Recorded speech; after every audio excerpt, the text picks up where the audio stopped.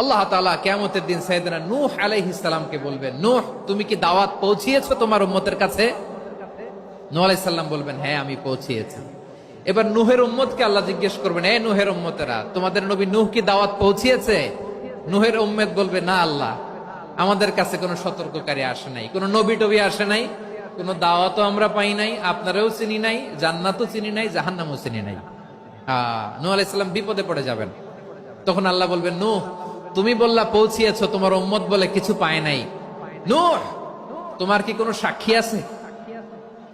তোমার কথা আর তোমার উম্মতের কথা তো মিলে না।